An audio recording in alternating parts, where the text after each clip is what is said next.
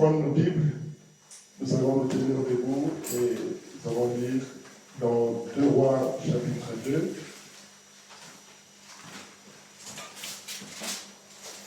2 Rois chapitre 2, du 1er jusqu'au verset 10.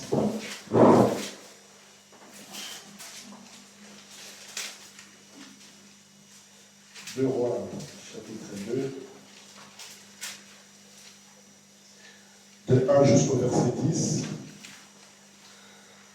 Lorsque l'Éternel fit monter Élie au ciel dans un tourbillon, Élie partait de Gilgal avec Élisée. Élie dit à Élisée, reste ici, je te prie, car l'Éternel m'envoie jusqu'à Bethel. Élisée répondit, l'Éternel est vivant et ton âme est vivante, je ne te quitterai point. Et ils descendirent à Bethel. Les fils des prophètes qui étaient à Bethel sortirent vers Élisée et lui dirent, sais-tu que l'Éternel enlève aujourd'hui ton maître au-dessus de ta tête? Et il répondit, je le sais aussi, taisez-vous. Et lui dit, Élisée, reste ici, je te prie, car l'Éternel m'envoie à Jéricho. Il répondit, l'Éternel est vivant et ton âme est vivante, je ne te quitterai point. Et ils arrivèrent à Jéricho. Les fils des prophètes qui étaient à Jéricho s'approchèrent d'Élisée et lui dirent, sais-tu que l'Éternel enlève aujourd'hui ton maître au-dessus de ta tête? Et il répondit, je le sais aussi, taisez-vous.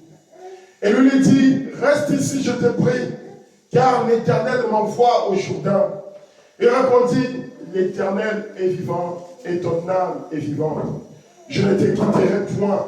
Et ils poursuivirent tous de leur chemin. 50 hommes d'entre les fils des prophètes arrivèrent et s'arrêtèrent à distance vis-à-vis.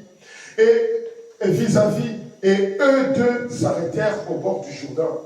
Alors Élie prit son manteau, le roula et frappa les eaux qui se partagèrent ça et là. Et ils passèrent tous deux à sec. Lorsqu'ils les eurent passés, Élie dit à Élisée, demande ce que tu veux que je fasse pour toi, avant que je ne sois enlevé avec toi. Élisée répondit, qu'il y ait sur moi, je te prie, une double portion de ton esprit. Élie dit, tu demandes une chose difficile, mais si tu me vois pendant que je serai enlevé avec toi, cela t'arrivera. Ainsi, sinon cela n'arrivera pas. Nom du Seigneur, notre Père et notre Dieu, nous avons lu ta parole. Comme tout homme qui est allé à l'école, il se lit un livre. Maintenant, nous te prions de nous accompagner dans ton texte. Donne-nous ton inspiration, Seigneur. Pendant ces quelques temps, nous allons partager ces nourritures fraîches. Sois béni à jamais, au nom de Jésus-Christ. Amen.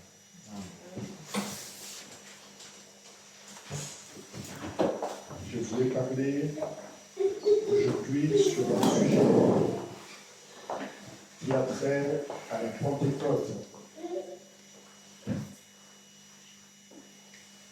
Il aura trait à la Pentecôte.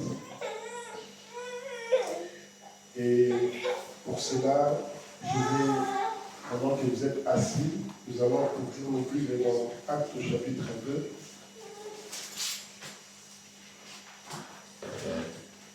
Dans Actes chapitre 2.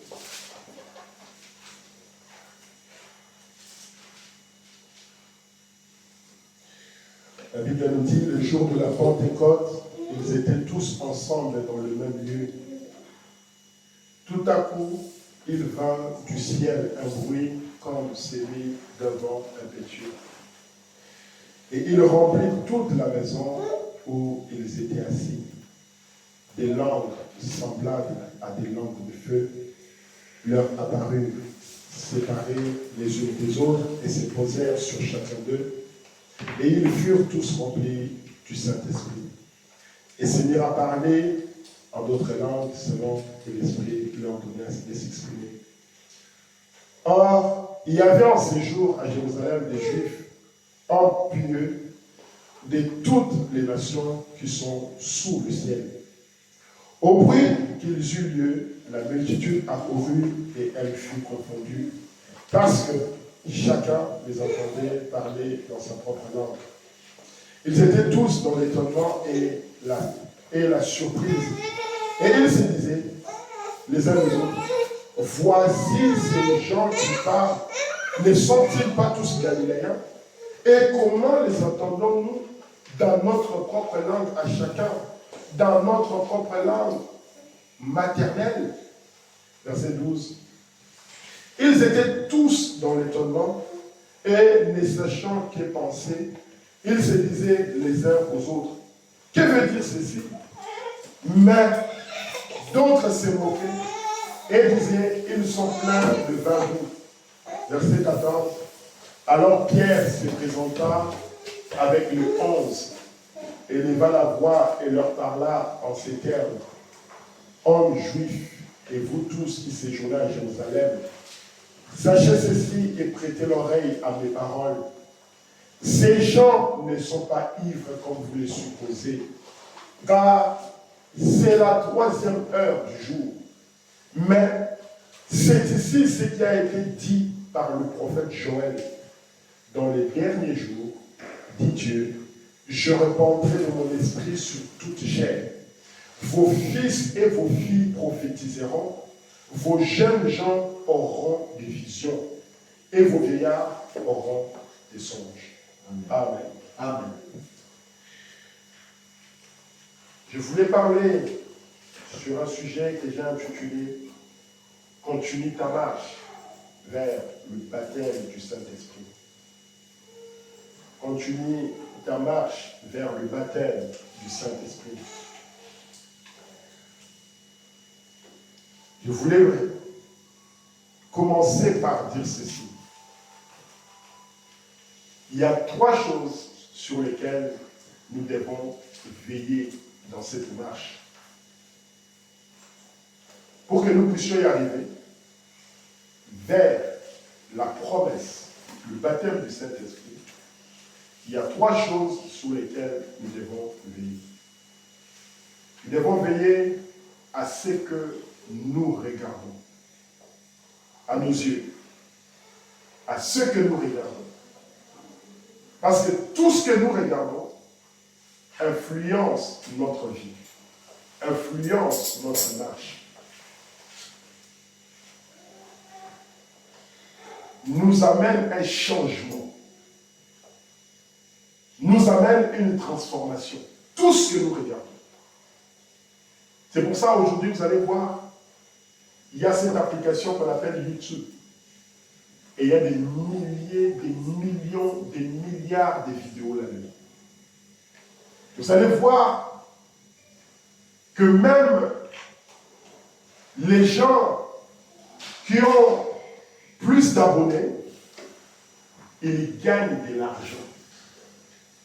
Des gens qui produisent des vidéos qui attirent les autres en gagnent de l'argent.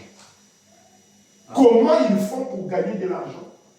Dans quelque chose comme tel que nous sommes en train de faire là, nous mettons juste sur le net, et il y a beaucoup de vues, et on gagne de l'argent.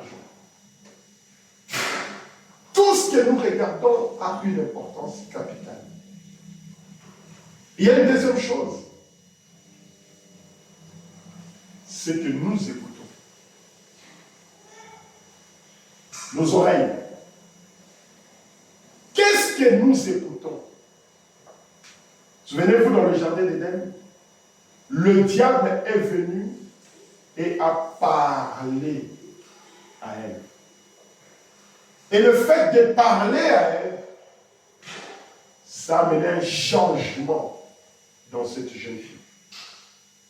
Au lieu maintenant qu'elle puisse rester à côté de son mari, au lieu qu'elle reste avec son mari, elle commençait à se plaire, à quitter son mari et à aller à l'endroit où il avait vu le serpent. Elle commençait maintenant à quitter la communion avec son mari pour aller écouter un autre, pour aller écouter un animal. Et c'est pour cela que vous voyez, dans tous les pays du monde, dans la société, lorsque vous avez l'aura, dans le domaine par exemple de la politique, quand vous savez parler, quand vous savez séduire les gens, vous avez la chance de passer président de la République. Dans une entreprise, si vous savez parler aux autres, vous allez passer chef de groupe, vous allez passer responsable des services, vous allez passer chef d'entreprise. Le parler.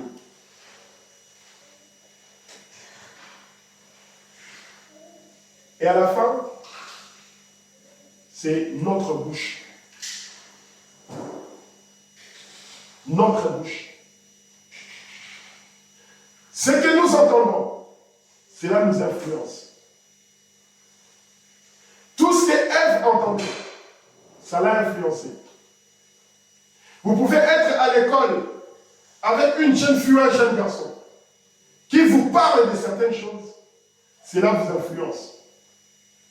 Vous n'allez plus écouter votre maman à la maison, vous n'allez plus écouter votre papa à la maison, vous allez croire que ces garçons-là ou cette fille-là, elle vous parle bien, elle a une certaine façon de parler et ça vous attire. L'écoute. Et la troisième chose, c'est le parler. Quand vous parlez de quoi? Vous allez entendre quelque chose là-bas. Oh, on a dit ceci. Vous aussi, vous venez vous rapporter. Et le prophète nous dit que c'est le rapportage, le racontage qui brise l'église, qui brise le foyer. Venez-vous quand Ève, elle a entendu ce que le serpent lui avait dit. Elle est venue rapporter cela à Adam. Ce qu'elle a pu faire là-bas avec le serpent, elle est venue rapporter cela à Adam. Non, Adam, tu sais, si nous faisons ceci, il y aura ça, comme le serpent lui avait dit. Non, si tu manges cet arbre-là, tu vas devenir très intelligent. Et c'est pour cela que le prophète va nous donner l'exemple des singes, de ces trois petits singes. Un singe avec les mains sur les yeux, un singe avec les mains sur les oreilles, un singe avec les mains sur la bouche, pour dire, ne regardez pas le mal, n'écoutez pas le mal, et ne parlez jamais du mal.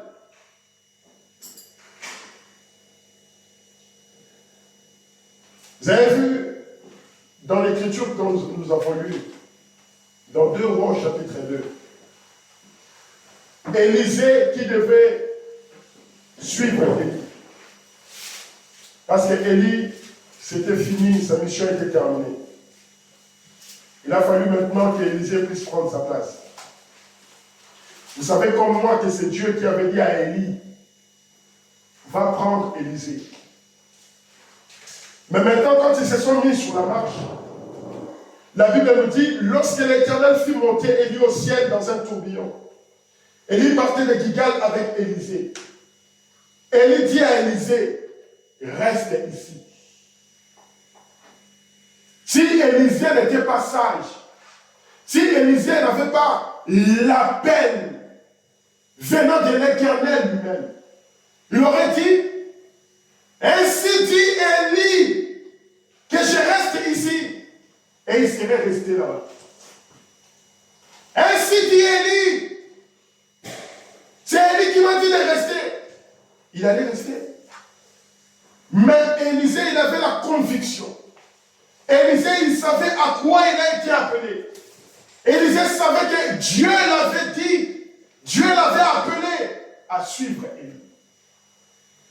Et il dit, lorsqu'il dit, reste ici, je te prie. Il dit, je te prie, reste ici. Car l'Éternel m'envoie jusqu'à Bethel. Et Élisée répondit, l'Éternel est vivant et ton âme est vivante. Amen. Amen. Élisée savait, il avait l'assurance, il connaissait, il était persuadé que l'Éternel Dieu est vivant.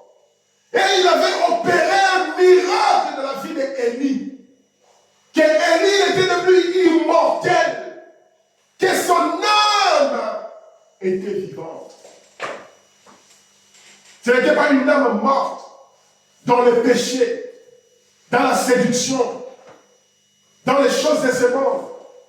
Il savait ce qu'était Élie. Il savait les miracles qu'Élie avait opérés. Il savait ce que Dieu a fait dans la vie d'Élie. Il dit, l'Éternel Dieu est vivant et ton âme est vivante. Lorsque vous suivez l'Éternel, lorsque vous êtes disciples de l'Éternel, lorsque vous croyez en l'Éternel, c'est là que votre âme vit. Amen. Et maintenant, Élie va dire, et d'abord Élisée va dire, je ne te quitterai point.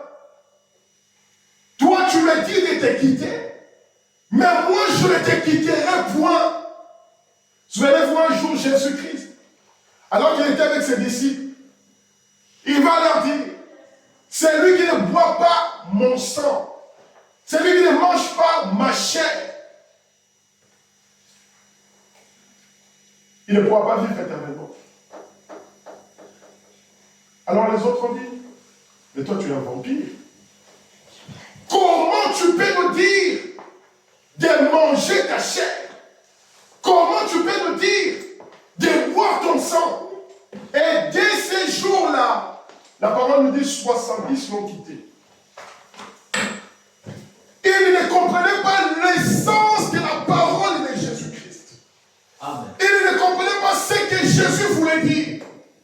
Souvenez-vous, Jésus a dit, détruisez ce temple, et en 3 jours, je le rebâtirai. Amen. Ils sont pas, il dit qu'il va détruire notre temple, le temple qui a été construit des années. Nos pères ont souffert pour construire ce temple. Et lui, il va nous dire, dans 3 jours, il va le rebâtir. Il ne comprenait pas dans quel sens Jésus parlait. Mais Pierre va dire, Jésus va tout lui dire, mais regardez, tous les disciples sont partis. Mais vous qui êtes restés ici, pourquoi vous êtes là? Mais vous aussi, partez-y. Et Pierre qui m'a dit, à qui d'autre irions-nous? Amen. Où irions-nous? C'est toi qui as les paroles de la vie éternelle. Nous te connaissons. C'est toi qui as les paroles de la vie éternelle. Pour avoir la vie éternelle, nous sommes obligés de te suivre. Élisée va dire à Élie, je ne te quitterai pas. Ton âme elle est vivante. Ton Dieu est vivant. Ton âme elle est vivante. Je ne te quitterai pas. Alors, maintenant, l'épreuve arrive. Et ils descendirent à Bethel. Les fils des prophètes qui étaient à Bethel sortirent vers Élisée. On n'a pas dit que les fils des prophètes qui étaient sortis vers à Élie. On dit vers à Élisée. Pour le convaincre. Mon cher, lui c'est un Dieu. Il va partir. Reste avec nous. Dans notre dénomination, dans notre église, nous prêchons aussi. Nous parlons aussi. Reste ici avec nous. Et on lui dit, le fils de prophète qui était avec elle, sortir vers Élisée, et lui dit, sais-tu que l'Éternel enlève aujourd'hui ton maître au-dessus de ta tête? Et il répondit, je le sais aussi. Le même Dieu qui vous a dit qu'il monte, il s'est révélé aussi à moi. Je n'ai pas besoin de vous écouter. Taisez-vous. C'est que Dieu vous a dit que Élie monte. Mais c'est que Dieu ne vous a pas dit que moi, je suis appelé à prendre la place, à continuer le travail. Il dit, le fils d'un prophète qui était avec elle sortir vers Élisée. Et lui dit, sais-tu que l'Éternel enlève aujourd'hui ton maître au-dessus de ta tête? Et il répondit, je le sais aussi, taisez-vous. Et lui dit, Élisée, reste ici. Reste ici, je te prie. Ne me suis pas. Moi, je suis en train d'accomplir ma mission. Je suis en train d'aller vers ma demeure. L'Éternel va m'enlever. Mais toi, reste avec les autres. Travaille Et lui dit, je te prie, car l'Éternel m'envoie à Jéricho. Je dois continuer mon travail. L'Éternel me conduit vers Jéricho. Nous avons quitté Bethel. Maintenant, nous allons vers Jéricho. Nous avons quitté la justification. Maintenant, nous allons vers la sanctification. Reste ici avec les autres. Amen. Il va dire, il répondit, l'Éternel est vivant et ton âme est vivante. Je ne te quitterai point. Et ils arrivèrent à Jéricho. Ils vont arriver à Jéricho. Les fils des prophètes qui étaient à Jéricho, d'autres fils des prophètes, des prédicateurs, d'autres fils des prophètes qui avaient des visions, qui pouvaient prophétiser, qui pouvaient prêcher la parole. On a dit, Élisée, viens dans notre dénomination, viens dans notre église, viens rester avec nous, viens dans notre dénomination. Mais Élisée savait que c'était Élie qui avait les yeux tout-puissants. Amen. Il ne suivait que Élie. Parce que Élie était un prophète confirmé par l'Éternel. Amen. Il pouvait dire, ton Dieu est vivant. Et si Dieu a rendu ton âme vivante, alors je ne te quitterai pas. Tu es un modèle pour moi. Tu as été confirmé par Dieu. Je ne suivrai pas un autre pasteur. Je ne suivrai pas une autre église. Mais je suivrai rien que la parole de Dieu venue de toi, le prophète. Amen. Il va dire, les fils des prophètes à Jéricho vont sortir. Sais-tu que l'Éternel lève aujourd'hui ton maître dessus de ta tête? Et il répondit, je les sais aussi, taisez-vous. Et lui dit, reste ici, je te prie, car l'Éternel m'envoie au Jourdain, là où je serai sanctifié, là où je vais mourir. Il répondit, l'Éternel est vivant et ton âme est vivante. Je ne te quitterai point. Et ils poursuivirent tous les deux leur chemin. Amen. 50 hommes d'entre les prophètes arrivèrent et s'arrêtèrent à distance de la lignée. Et Dieu s'arrêtèrent au bord du Jourdain. 50 hommes de prophètes, enfants de prophètes. Ils vont sortir là. Ils vont rester là pour voir la scène. Élie et Élisée. Alors Élie prit son manteau, les roula, et on frappa les eaux qui se partageaient ça et là. Et ils passèrent tous deux à sec.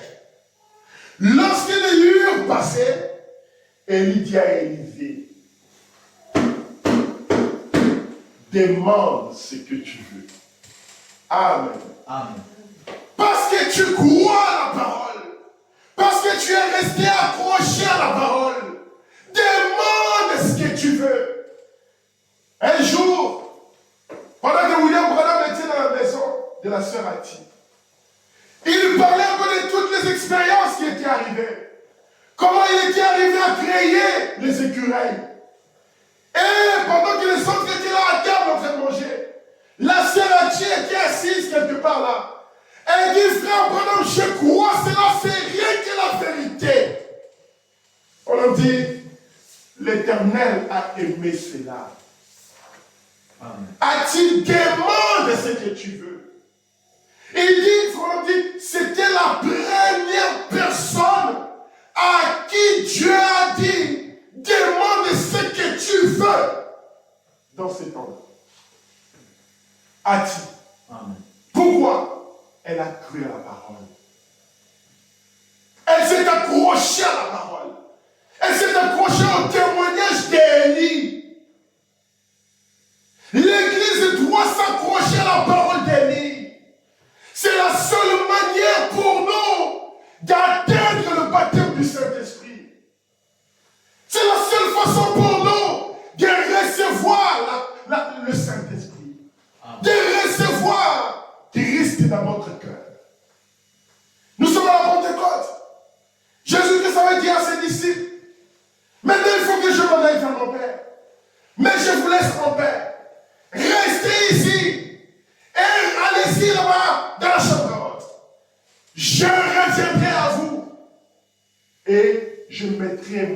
compter sur vous. Les disciples sont allés. Ils sont restés dans la chambre. Ils attendaient. Ils attendaient. Ils attendaient. Le prophète va dire, il y a peut-être un disciple qui a dit, mais non, mais ça tarde. On va attendre combien de jours? C'est que nous l'avons déjà reçu. Nous pouvons partir, nous l'avons eu. Mais Pierre va dire, non, ce n'est pas comme ça. Nous l'avons eu, il est venu. Nous devons attendre jusqu'à ce que nous soyons réellement convaincus que nous l'avons eu. Élie, Élisée, ensemble. Élie va dire, Élisée, puisque tu m'as suivi jusqu'ici, demande ce que tu veux. Maintenant, il dit, demande ce que tu veux que je fasse pour toi, avant que je sois enlevé d'avec toi. Élisée répondit, qu'il y ait sur moi, je t'ai pris une double portion de ton esprit. Amen. Je ne veux pas de l'argent. Je ne veux pas des affaires. Mais je veux l'esprit qui est en toi puisse venir aussi sur moi. Une double portion de ton esprit. Maintenant, il va dire, et il dit, tu demandes une chose difficile. Le baptême du Saint-Esprit n'est pas une chose facile à recevoir. Vous devez travailler réellement pour l'avoir. Vous devez mourir à vous-même. Abandonner toutes les choses du monde. S'accrocher à la parole. C'est pour ça que je vous ai dit, il y a 3 choses. Les yeux, les oreilles et la bouche. Si vous regardez les choses vulgaires, si vous regardez les choses de ce monde, cela va attirer votre pensée ailleurs. Or, la parole nous dit, tu aimeras l'Éternel ton Dieu de toute ton âme, de toutes tes forces et de toutes tes pensées. Et tu ne peux pas recevoir le baptême du Saint-Esprit en pensant à d'autres choses. Non. Amen. Et Élie va dire, tu demandes une chose difficile. C'est quelque chose de difficile que tu demandes. Mais je te le dis, si tu me vois pendant que je serai enlevé, voilà la chose. Si tu regardes à moi, si tu fixes ton regard sur moi, que tes pensées, que ton imagination, que tout ce qui est en toi, regarde vers moi. Il dit, mais si tu me vois pendant que je serai enlevé d'avec toi, cela t'arrivera ainsi. Sinon, cela n'arrivera pas. Amen. C'est pour ça aujourd'hui les gens ne sont pas baptisés du Saint-Esprit. Amen. C'est pour ça que le baptême du Saint-Esprit est rare aujourd'hui. Parce que les gens ne regardent pas. Ne fixe pas le regard. Oh, pour le dit, il s'accroche à ça. Mais Élie a dit, reste ici. Élisée pouvait dire, ah oui, c'est Élie qui a dit, c'est ainsi qui a dit, je reste. Non, tu ne comprends pas mon ami. Jésus a dit, détruisez ce temple, je le rebâtirai. Ah, il a dit qu'il va rebâtir ce grand temple. Tu ne comprends pas mon ami. C'est quoi il veut dire. Frère dit, dans les temps et les appels sont sans repentir. Il dit, du mars 50, au paragraphe 10, si j'étais venu ce soir et que je déclarais avoir l'esprit d'un artiste, vous vous attendiez à ce que je fasse l'œuvre de cet artiste-là. Vous vous attendiez à ce que je sois capable de saisir la vue d'une mer mugissante et des effets dans la maison, le coucher du soleil, que je fasse l'image, que je sois un artiste, que je dessine le coucher du soleil, que je puisse dessiner la mer, parce que j'ai l'esprit de cet artiste-là. Si j'avais l'esprit d'un artiste, il dit, suivez attentivement. Si l'esprit d'un grand artiste venait sur moi, comme l'esprit d'Élie, Élie est venu sur Élisée. Quand l'esprit d'Élie était sur Élisée, celui-ci a fait ce qu'Élie avait fait. Amen. Amen. Quand l'esprit d'Élie est venu sur Élisée, Élisée a fait ce qu'Élie avait fait. On pouvait voir Élie dans Élisée. Mais ça, c'est ce qu'Élie faisait. Maintenant, ce n'est plus Élie, mais c'est Élisée. Il dit, et Jean-Baptiste est venu avec l'esprit d'Élie. Ainsi de suite, comme ce fut pour les deux autres.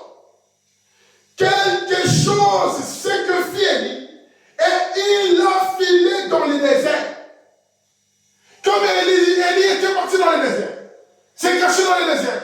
Jean-Baptiste aussi, Dieu l'a pris, l'a mené dans le désert. Et souvenez-vous, William Branham aussi, il était parti dans le désert d'Arizona. L'esprit d'Élie. Amen. Qui fait la même chose. Parce qu'il avait cet esprit d'Élie, il devait faire comme Élie. Ce n'était pas quelqu'un qui va forcer les choses, mais l'esprit qui était en lui, qui le poussait à aller là-bas. Si tu as l'esprit d'un footballeur, bon, tu verras tout le temps avec le ballon. Je vais faire ça, je vais faire ça. Et on va te voir là-bas sur le terrain tout le temps, en train de regarder les joueurs, en train de faire comme les joueurs, et tu vas finir joueur. Et Jean alors a demandé si c'était le Messie. Paragraphe 11. Si je venais avec l'esprit de John Dillinger, vous vous attendiez à ce que j'aie des fusils et que je me comporte comme M. Dillinger. Et si je vous disais que je suis venu ici en tant que chrétien et que l'esprit de Christ est sur moi, vous vous attendiez à ce que j'agisse et que je me comporte comme Jésus. Parce que son esprit est sur moi. Amen. Amen.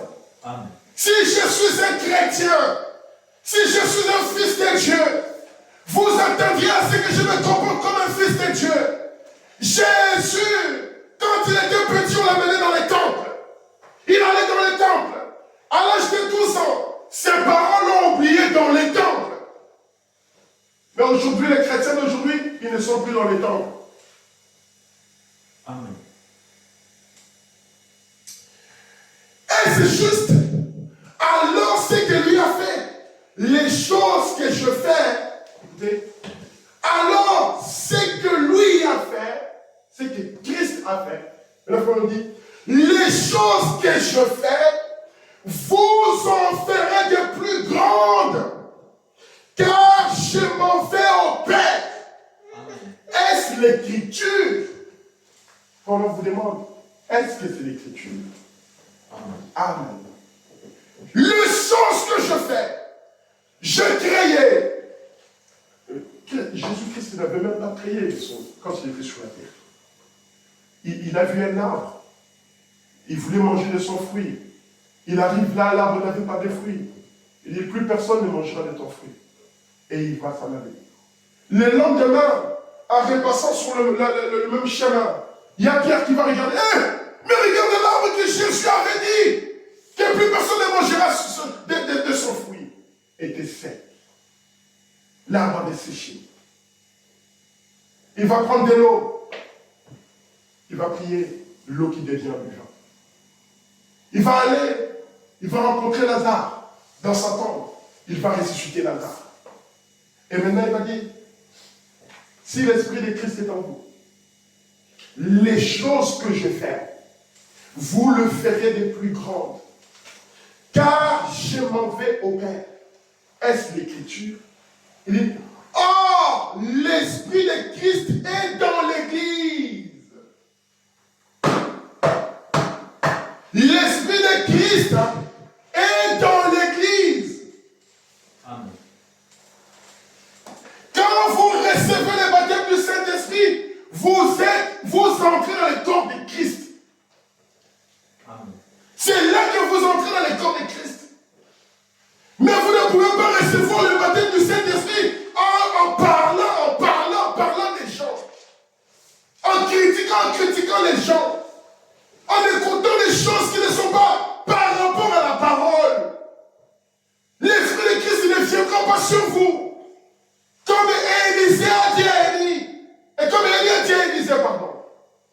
tu me vois monter, si tu me vois partir, observe que toute ton attention soit fixée sur moi. Et frère, on dit, oh, l'Esprit de Christ est dans l'église. Il n'a jamais quitté l'église. Il est dans l'église. Et les jours, écoutez maintenant, et les jours deviennent mauvais parce que la connaissance. Les jours deviennent mauvais parce que la connaissance que l'homme a reçue dans le jardin d'Éden, quand il a quitté l'arbre de la vie pour manger l'arbre de la connaissance, cette connaissance augmente. Amen. Amen. Voilà, on dit, cette connaissance augmente constamment. La connaissance que Ève avait permise, avait ouvert la porte. Au lieu de manger l'arbre de la vie, elle veut aller manger l'arbre de la connaissance du bien et du mal. Et le prophète nous dit que depuis ce temps-là, la connaissance augmente. Il dit maintenant, cette connaissance augmente constamment. Et au fur et à mesure que la connaissance augmente, suivez très bien, et au fur et à mesure que la connaissance augmente, les hommes s'éloignent de la Bible et embrassent la théorie. Vous voyez? Au fur et à mesure que la connaissance augmente, les hommes s'éloignent de la Bible et embrassent la théorie. Vous ne lisez pas la parole. Vous ne lisez pas la Bible. Comment allons-nous recevoir le baptême du Saint-Esprit? C'est pour ça que l'église c'est vide. Parce que quand je viens à l'église et que je ne reçois rien, je viendrai encore. Au lieu que je vienne à l'église avec un poids, Seigneur, accorde-moi la grâce, que je puisse naître de nouveau, que je sois rempli du Saint-Esprit, comme les disciples de la chambre à haute. Ils étaient tous d'un commun accord. Ils priaient Dieu pour que le Saint-Esprit vienne. Mais les gens viennent à l'église en regardant avec les yeux. La sœur là, le frère là, c'est le frère qui avait fait ça, non? C'est la sœur là qui avait dit ceci, non? Avec les yeux. Votre attention est dans la parole? Non. Votre attention fixée sur Élie? Non. Vous venez à l'église, les oreilles. Au lieu d'écouter la parole, les oreilles.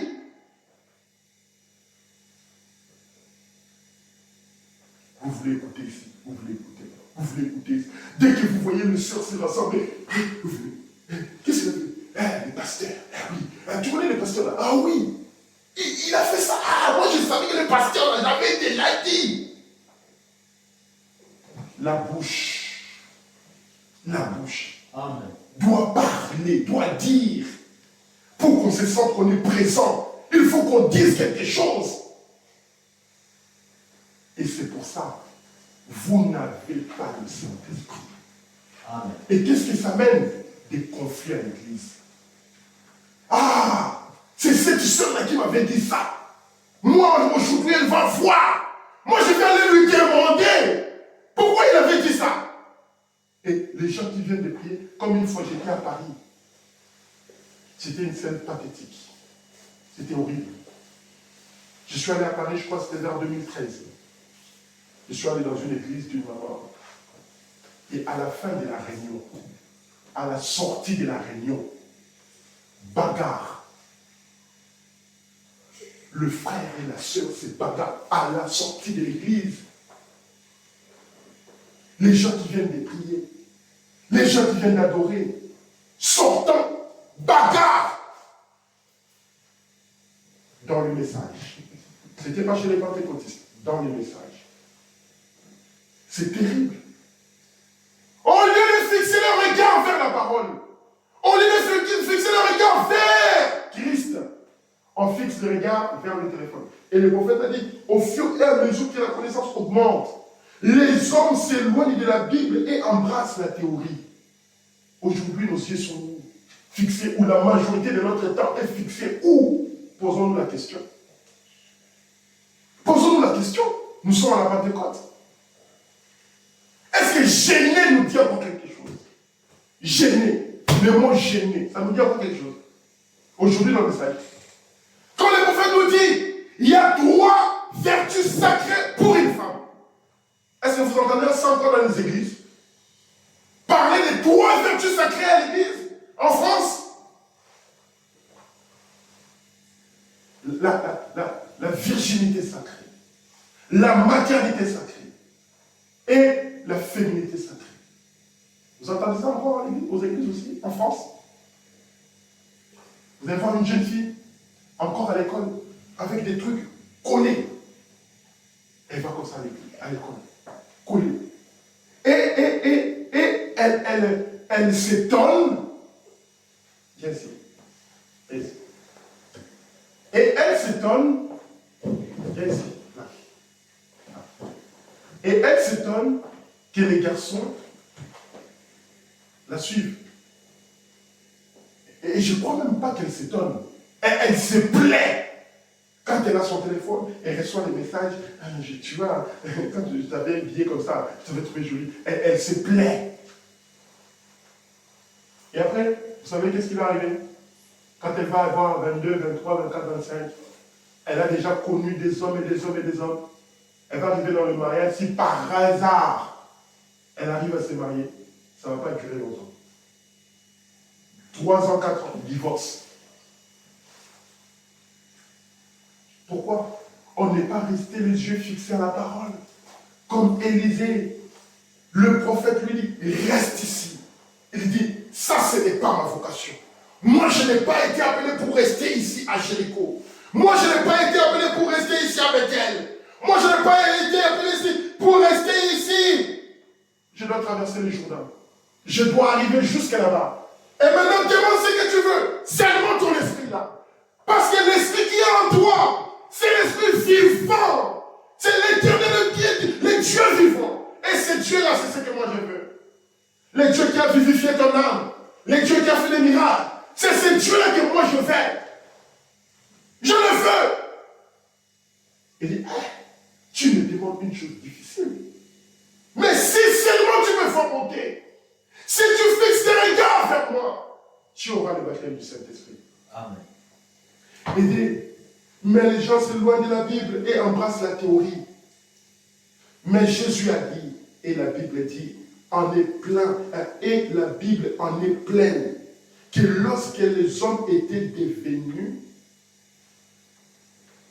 espace vide sur la bande, quand les hommes étaient devenus, je ne sais pas si les prophètes voulaient parler du temps de Noé, quand les hommes étaient devenus nombreux, les femmes étaient belles, et tout ça, les hommes virent que les femmes étaient belles. Il dit, et maintenant, le prophète dit, et maintenant, la puissance est venue parce que le monde est devenu très sceptique.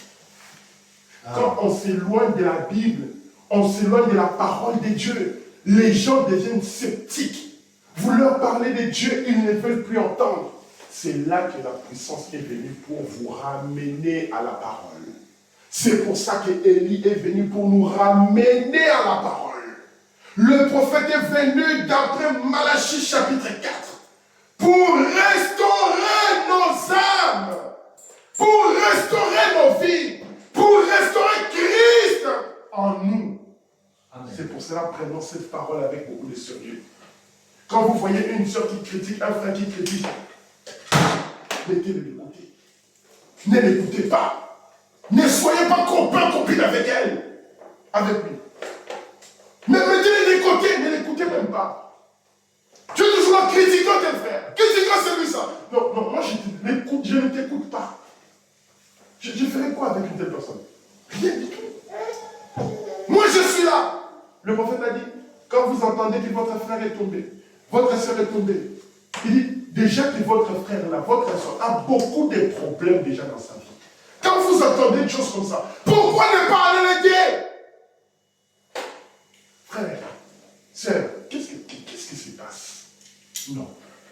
Un chrétien ne fait pas ça. Une chrétienne ne mène pas une telle vie.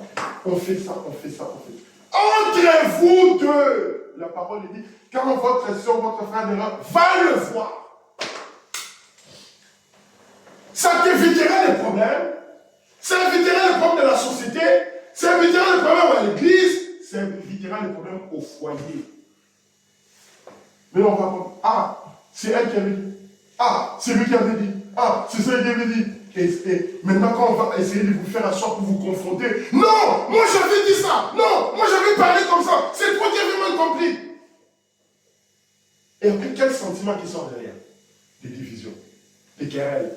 Celui-là, moi j'avais dit celui-là, non, moi je ne lui parle plus. Pour rester tranquille. Pour rester tranquille, as-tu prié pour lui? As-tu prié pour elle? Quelle était ton attitude quand tu as fait ça, quand tu as fait ça comme ça? Quelle était ton attitude? C'est là où l'église est arrivée. Après on dit, les prédicateurs, il n'est pas. Un frère m'a dit, j'étais en train de parler avec un frère. Oui. Il me dit, ah, frère, le problème c'est vous les prédicateurs. Vous ne prêchez plus la parole. Je dis, mon frère ami, même Jésus-Christ, même les dieux tout-puissants, au temps de Moïse, il a parlé par Moïse. Il a dit à Moïse, dis à ce peuple-là qu'ils ne montent pas à la montagne pour aller combattre. Parce que je ne serai pas avec eux. Moïse vient et dit, l'Éternel ne sera pas avec vous. N'allez pas combattre. N'allez pas monter pour combattre. Mais le peuple n'a pas écouté. Il fallait que Moïse fasse quoi? Les tienne par les cornes. Ils sont allés et on les a battus. Lorsque quelqu'un n'écoute pas, vous ne pouvez rien faire avec une telle personne. Même Dieu ne peut rien faire pour vous si vous n'écoutez pas. Amen. Dans le message présumé, prêché le 8 avril 62. Comme on dit au paragraphe 7, un peu plus bas. Nous savons donc tous que tout ce qui est arrivé dans l'Ancien Testament, c'était des modèles de ce qui se passe aujourd'hui. Tout ce qui s'est passé dans l'Ancien Testament, ce n'était rien d'autre que des modèles de ce qui se passe aujourd'hui. Amen. Comme je l'ai dit hier soir, Dieu projette l'ombre du négatif afin que le positif arrive. Et l'Ancien Testament était l'ombre du Nouveau Testament. Tout comme la lune reflète l'ombre du soleil jusqu'à ce que le soleil se lève. Eh bien, la nuit, nous marchons dans l'ombre de la lune. Mais quand le soleil se lève, nous avons alors la vraie lumière du soleil. Mais la lune ne fait que refléter la lumière du soleil pour nous donner la lumière que nous avons. Eh bien, Israël a péché. Et ils murmuraient et se plaignaient. Et ils sont arrivés à un endroit appelé Kades Barnéa. Et c'était effectivement le trône du jugement. Car c'est là que s'exerçait le jugement. Et c'est là qu'Israël fut jugé à Kades Barnéa. Et c'est là qu'Israël fut jugé à cause de ses murmures, de sa désobéissance. Et pour avoir interrompu le programme de Dieu. Amen. Lorsque vous murmurez, vous désobéissez à la voix du prophète, vous êtes non pas seulement en train de vous faire du mal, mais vous êtes aussi en train d'interrompre le programme de Dieu. Le programme de Dieu dans ta vie, c'est quoi? Que tu puisses recevoir le baptême du Saint-Esprit. Que tu sois restauré. Parce que Élie vient, non pas pour dans le vide. Il dit, Malachie chapitre 4 il dit, Élie vient pour prendre le cœur des enfants et ramener à la foi des pères. Amen. Ça veut dire qu'il y aura des enfants qui seront ramenés. Les enfants qui vont croire, qui vont accepter la parole, qui vont croire à la parole.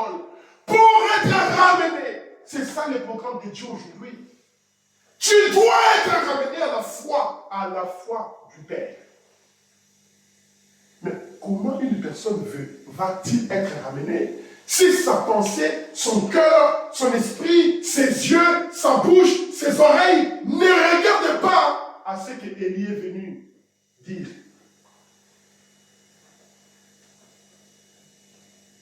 L'Église aujourd'hui. On dit que l'Église a la puissance. Mais est-ce que nous avons la puissance? Regardons-nous en face. Avons-nous la puissance?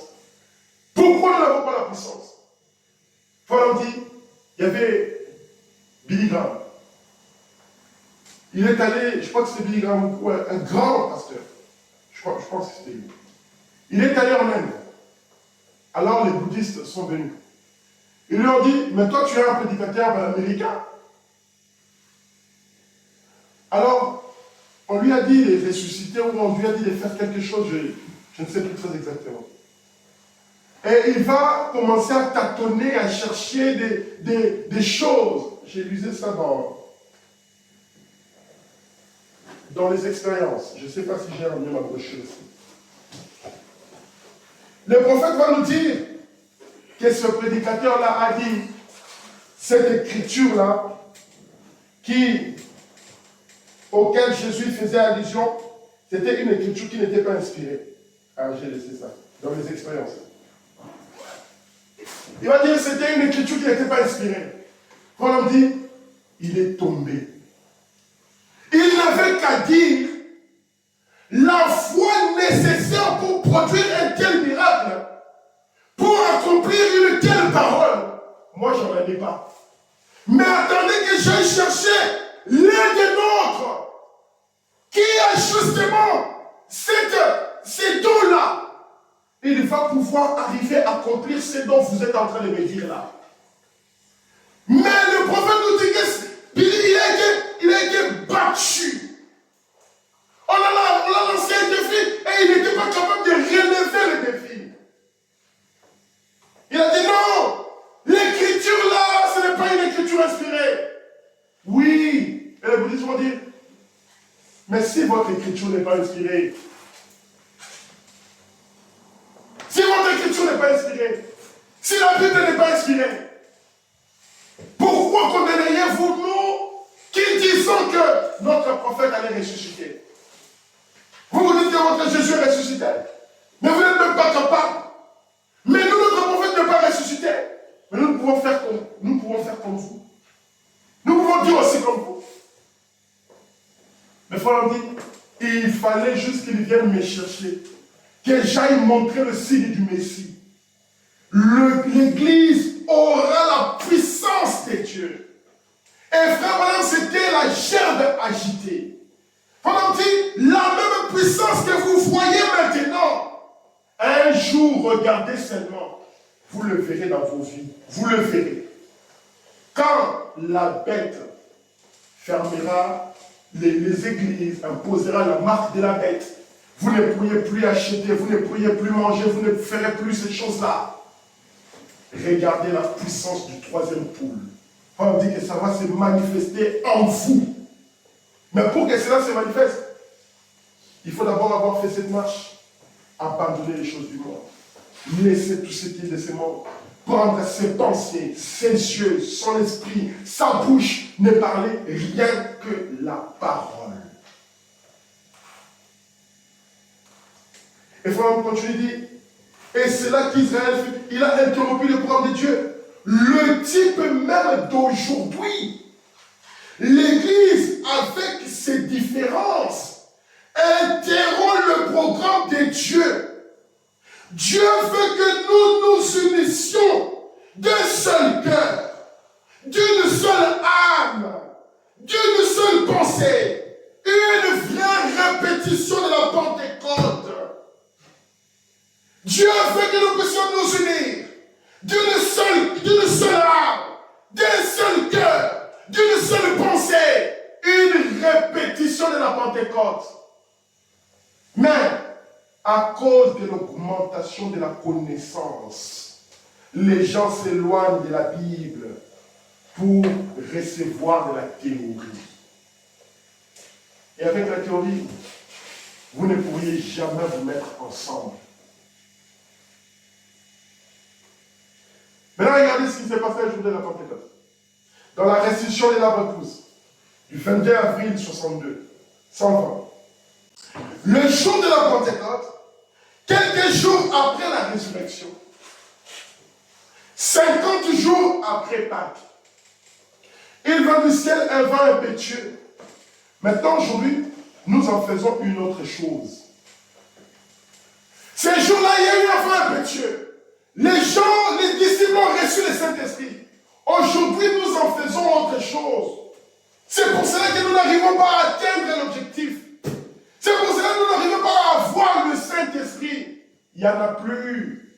Dans les églises, il n'y en a plus.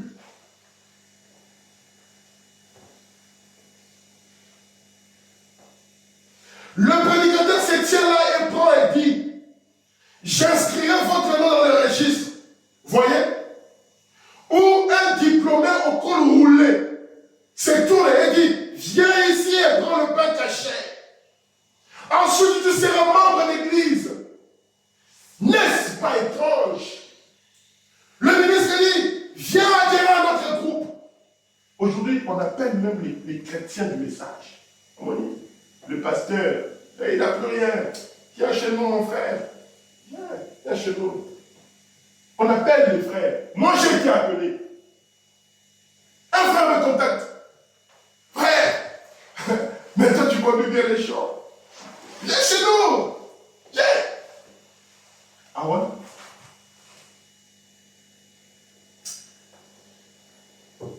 Eh bien, voilà ça maintenant. Eh bien, ils sont tous deux en erreur.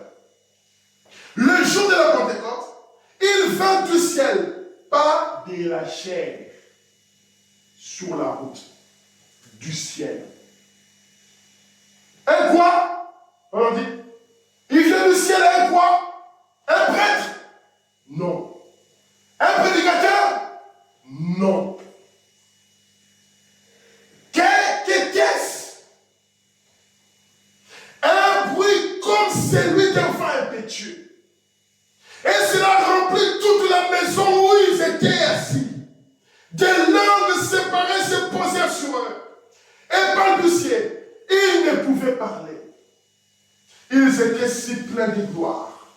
Ils étaient remplis du Saint-Esprit. Ils sont sortis dans les rues, baragouinant et agissant comme. Et même l'assemblée des dignitaires s'est tenue là et a dit, eh bien ces gens sont pleins de vin doux. Ils sont tous ivres. Ah, Yesu. Voilà ce qui est devenu aujourd'hui. Je suis allé un jour dans une église pentecôtiste. C'était en 2009. Je n'étais jamais allé de toute ma vie. Je suis allé un jour en 2009. Et ce jour-là, j'avais dit, plus jamais je rentrerai dans une église comme ça. Je rentre là, je m'assois. Déjà, j'étais très mal à l'aise. La manière dont les femmes rentraient, étaient habillées, je voyais le choral, je voyais le pasteur, celui qui animait les chants, tout ça. J'étais mal à l'aise. Je me sentais vraiment que ce n'était pas mon milieu. Et on dit, on prie. Je me lève. Je commence à prier. J'entends les gens qui rentrent. J'entends les gens qui, sur le rangé où j'étais assis, les gens qui passaient, qui sortaient. Et j'entends, oh, les gens qui... Je dis, mais c'est quoi ça? Je suis où là?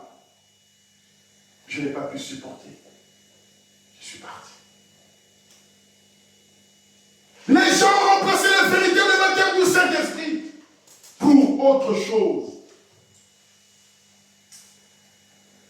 Alors, regardez ces hommes et ces femmes, comment ils titubent et font des histoires.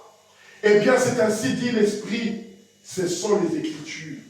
C'est ainsi que l'Écriture était organisée, l'Église était organisée. Écoutez bien, le prophète dit, c'est ainsi que l'Église était organisée.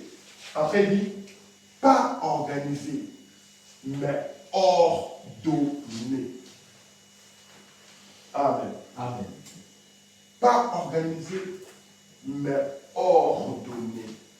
On dit, il y a une grande différence entre les deux mots. L'Église n'est pas organisée, l'Église est ordonnée. Lorsque vous recevez le baptême du Saint-Esprit, c'est ça, vous êtes une personne ordonnée. Aujourd'hui, dans les églises, on met des diacres, des administrateurs, tous les gens qui travaillent dans les églises. Mais si les gens avaient le Saint-Esprit, mais ces diacres-là n'auraient pas beaucoup de travail. Si les gens avaient réellement le Saint-Esprit, les huissiers n'auraient pas de travail. Chacun serait à sa place. Si chacun serait ordonné, il n'y aurait même pas de problème. Mais c'est parce que les gens qui viennent à l'église viennent en retard. Les gens qui rentrent à l'église. Comme s'ils allaient dans un bar. Ou ils allaient dans un centre commercial. Non. Lorsque vous recevez le Saint-Esprit, vous devenez une personne ordonnée. On regarde votre maison, ordonnée. On regarde tout ce que vous faites, ordonné. Dans votre marche, ordonné.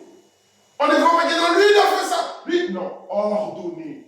Ça ne veut pas dire que vous n'allez pas commettre des erreurs, mais vous serez ordonné. Il y a une grande différence. Ça, vous savez quoi? Vous les catholiques, la Sainte Vierge Marie était avec eux. Oui, maintenant si Dieu ne pouvait pas laisser Marie aller au ciel sans recevoir le Saint-Esprit, comment allez-vous y arriver sans cela? Marie qui a porté Jésus dans son sein, Marie qui a parlé avec l'ange, Marie qui a reçu la parole, le même ange qui est venu vers Marie est allé aussi vers Joseph pour lui dire non, ne répudie pas Marie. Elle n'est pas en train de mentir. Elle a certifié. Oh, l'ange a certifié ce que Marie disait. Marie a prononcé la parole. Marie est allée vers Élisabeth. Et elle arrive chez Élisabeth. Élisabeth qui avait déjà un bébé de 6 mois dans son ventre. Mais le bébé était mort. Et Marie qui arrive. Oh, Élisabeth! Oh! Elles vont s'embrasser. Mais qu'est-ce qu'elle dit? Tu es belle, Marie, qu'est-ce qui se passe? Oh non, j'ai reçu l'ange qui m'a dit que je vais avoir un enfant et je vais lui donner le nom de Jésus. Et la Bible dit, dès qu'Élisabeth a entendu le nom de Jésus, Jean-Baptiste qui était dans son sein a tressailli de joie. Et vous avez Jésus dans votre cœur, mais en train de regarder n'importe quoi. Je ne crois pas. Le nom de Jésus citait, Élisabeth avec son bébé transformé. Pourquoi? Toute la pensée, tout l'esprit, tout le cœur d'Élisabeth était sur Marie. Et Marie a répété les paroles de l'ange. Si nous pouvons répéter les paroles de l'ange, qu'est-ce que l'ange a dit? Qu'est-ce que la parole de Dieu a dit pour notre jour? Nous serons transformés. Mais aussi, nous devons avoir l'attitude. Nous devons aimer ce que nous écoutons. Avoir la détermination, comme Élisée. Avoir le courage de dire à l'ennemi, de dire au diable, tais-toi. Oh non, tu sais que Élie va monter, tais-toi. Je le sais. Tu n'as pas à me le dire. Un jour, pendant que Paul était en train de prêcher, un démon est venu. Mais celui-ci, c'est un serviteur de Dieu. Celui-ci, c'est un serviteur de Dieu. Paul, il pouvait dire, vous avez vu, même les démons croient à moi. Mais vous ne croyez pas à moi. Mais Paul n'a pas dit présent. Il regarde et dit, toi, il l'a chassé. Mais nous, aujourd'hui, il suffit qu'on nous glorifie. Un prédicateur, il prêche. Un grand prédicateur, quand il prêche, C'est ce que nous voulons, la gloire. Et c'est malheureux. Mais Marie, Dieu ne pouvait pas la laisser Marie aller au ciel sans recevoir le Saint-Esprit. Comment allez-vous y arriver sans cela? Maintenant, pensez-y bien. Voyez, maintenant c'est vrai. Marie était parmi eux. Et elle a dû attendre là jusqu'à ce qu'elle a perdu toute sa dignité. Et tout son orgueil. Oh, ça j'ai beaucoup aimé ça. Marie est restée là jusqu'à ce qu'elle a perdu toute sa dignité et tout son orgueil. Amen.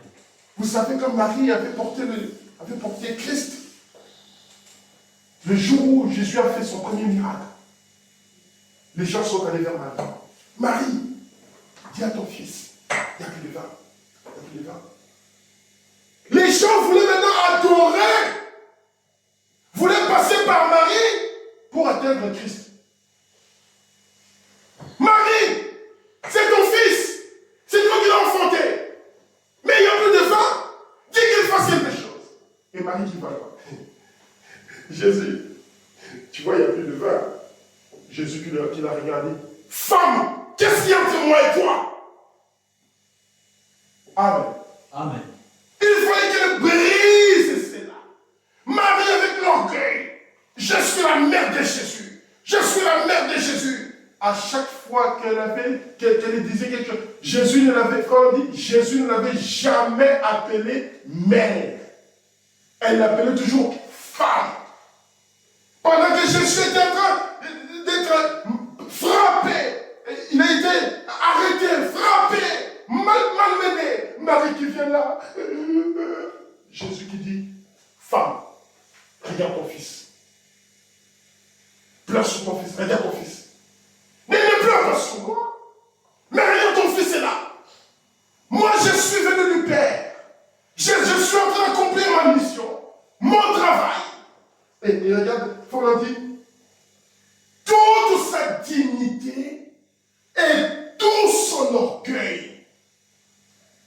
Malgré qu'elle avait porté Christ, elle avait encore de l'orgueil.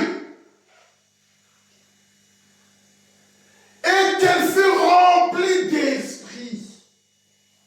Et il venait là, agissant comme ces gens ivres. L'humilité. C'est comme Agar.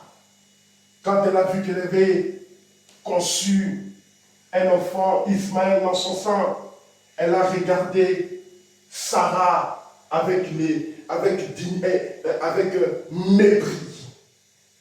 Et Dieu a dit, chasse l'esclave, parce qu'elle n'héritera pas avec la femme libre. Amen. Amen. Remarquez pour terminer la détermination. Le prophète nous dit, et il venait là, elle était ivre avec les autres. La Bible dit qu'ils l'ont fait. On a dit, ces hommes sont pleins de vin doux.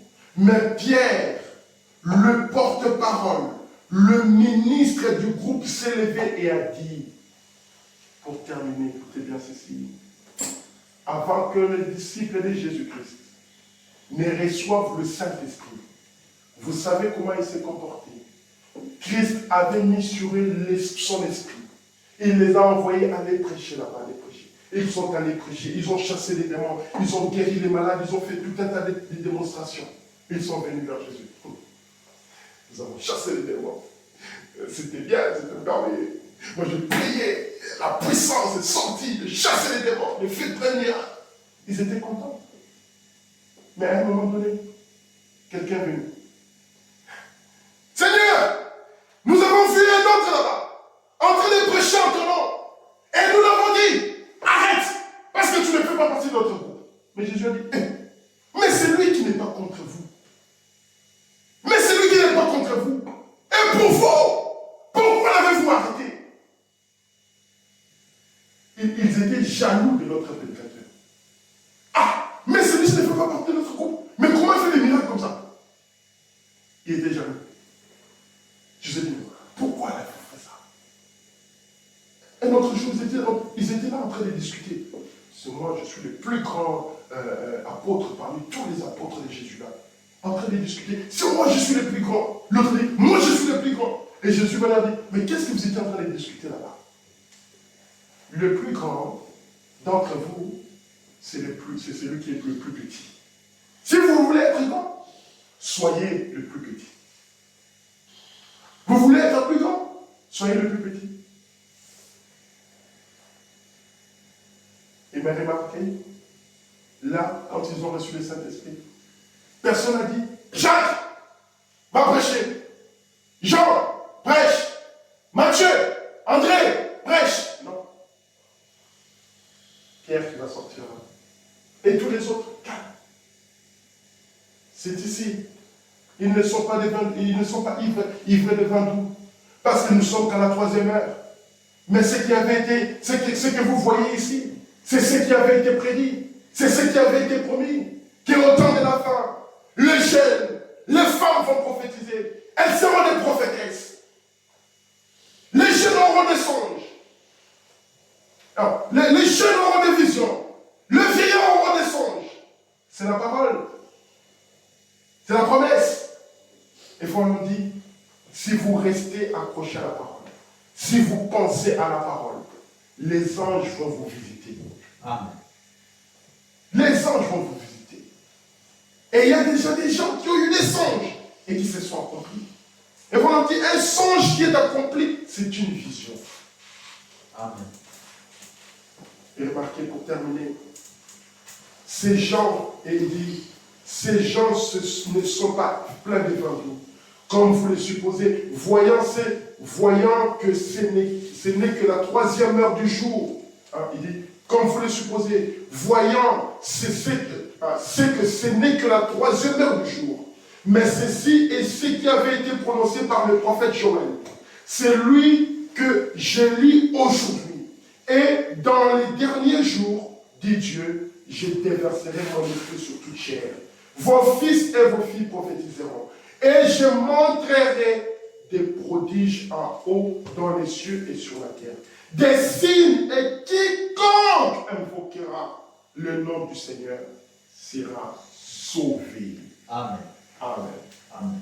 Quiconque invoquera le nom du Seigneur Jésus-Christ sera sauvé. Parce que la promesse, c'est pour nous. Et c'est pour nos enfants. Et pour plusieurs qui viendront derrière après. Gardons simplement la parole de Dieu. Et le Saint-Esprit viendra à nous seulement si nous prenons la décision de les suivre. Amen. Vous allez vous souvenir de Ruth, la Moabite, pendant que sa belle-mère pouvait lui dire, Ruth, moi je m'en vais. Je rentre chez moi, dans ma terre, dans ma patrie. Alors, elles étaient à deux, et l'autre a dit, non, on va aller rester avec toi, on va aller avec toi. Mais Naomi va leur dire, vous êtes encore de jeunes filles, rentrez chez vous, vous allez avoir la grâce de vous remarier. Moi, je n'ai plus l'enfant, je n'ai plus de mari, je ne peux plus rien faire pour vous. Rentrez chez vous. Alors, l'autre va regarder, va dire, je t'aime, Naomi, je t'aime. Elle va faire coucou, coucou, coucou. Elle va rentrer vers ses dieux. Elle va rentrer dans son pays. Elle va rentrer dans sa nation. Mais Ruth, sa pensée n'était pas dans le mariage. Son esprit n'était pas dans la nourriture. Tout ce qu'elle voyait, c'était Naomi. Elle aimait Naomi. Elle a dit, je ne t'abandonnerai pas. Je ne te quitterai pas. Ta nation sera ma nation. Ton peuple sera mon peuple. Ne me décourage pas. Ne me presse pas de te laisser. Donc aujourd'hui, si le prophète me dit, non, vous pouvez retourner dans le monde, laissez ce message, parce qu'il y aura Élie qui va venir, qui va avoir la puissance de vous ramener. Il dit, ah, c'est Élie, c'est le prophète qui a dit, c'est ainsi dit Élie. Maintenant, je rentre un peu dans le monde, je profite un peu, en attendant l'autre prophète qui va venir. Malheureux. Ce n'est pas comme ça que Ruth a parlé. Je ne te laisserai pas. Je ne t'abandonnerai pas. Je m'accrocherai à toi. Nous allons nous tenir debout. Chama, si tu peux venir au piano et tu vas me donner un accord. Nous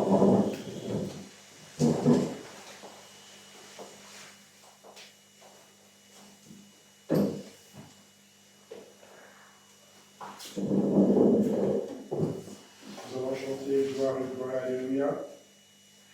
Gloire, gloire, alléluia.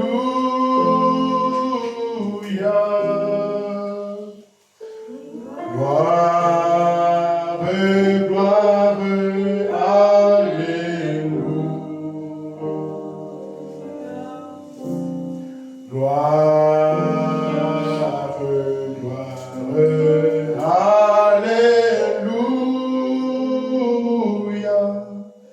Que tout soit pour Jésus. Gloire, gloire, gloire, gloire. Alléluia. Oh, gloire, gloire, alléluia. Gloire, gloire, alléluia. Que tout soit pour atteindre le baptême du Saint-Esprit. Nous avons besoin d'abandonner nos corps, notre esprit et notre âme à notre Dieu. C'est la seule manière pour pouvoir y arriver. C'est la seule façon pour que nous puissions y arriver. Les enfants d'Israël, leur grand problème, c'est qu'ils ne regardaient pas au prophète Moïse. Ils murmuraient à chaque épreuve. Ils se lamentaient à chaque difficulté. Jusqu'au point où Dieu était tellement énervé, il a dit, je vais les détruire tous. Mais j'ai placé un serpent de rein, la miséricorde. Celui qui regardera au serpent de rein, il vivra. Regardant, marcher vers le baptême du Saint-Esprit. Cela demande une consécration totale. Et je sais que dans le monde dans lequel nous vivons, avec la multiplication de la connaissance, avec l'Internet, juste avec cela, c'est très difficile.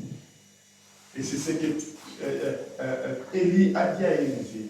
Tu demandes quelque chose de difficile, mais tu y arriveras si tu me regardes. Si tu regardes la parole, tu seras transformé à la parole. Le prophète, dans une vision, a dit aux gens qui étaient là, il a ouvert le capuchon de la montagne. Et sur cette montagne, il y avait une pierre sur laquelle rien n'était écrit. Et Pharaon a dit aux gens, restez ici et regardez à la pierre. Je vais aller rencontrer Dieu pour avoir l'interprétation de ce que ça veut dire. Et je reviendrai. Mais pendant que les prophètes allaient, les groupes commençaient à se disperser. Un groupe allait à gauche, un autre groupe allait à droite. Et il n'y avait plus personne. Et vous allez vous souvenir, le prophète va nous dire, dans la vision de la marche de l'épouse, pendant que l'épouse était en train de marcher en ligne, il y avait à un moment donné un groupe de gens qui commençaient à regarder à gauche et à droite. Et le prophète qui criait, restez en ligne! Restez en ligne!